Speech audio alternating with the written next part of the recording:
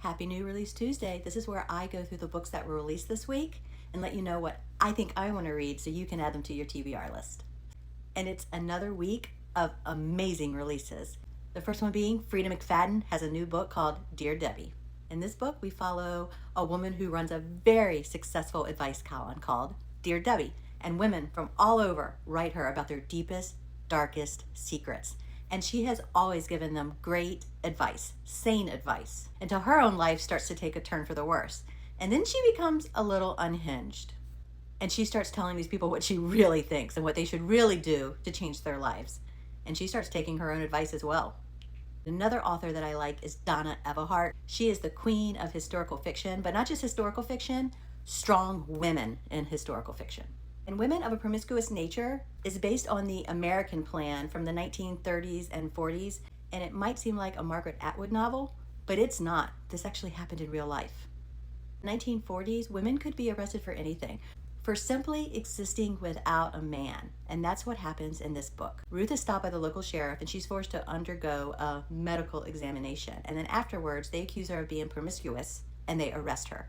And they put her in this jail for other women who have been accused of the same thing, so they can help them and reintroduce them back into society. But the truth is, it's just a jail to keep them under control.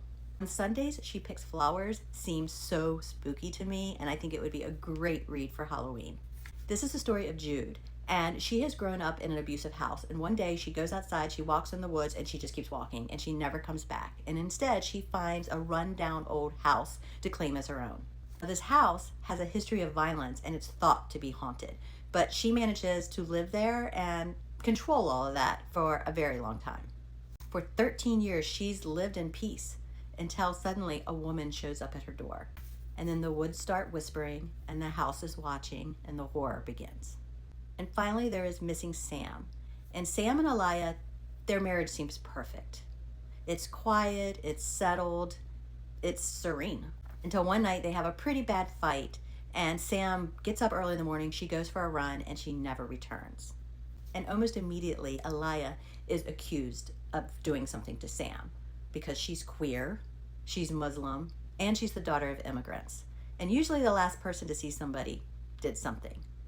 In the meantime, Sam is still alive, she's just trapped. And time is not on either one of their sides. So those are the books that I think were released today that are very interesting and I want to read.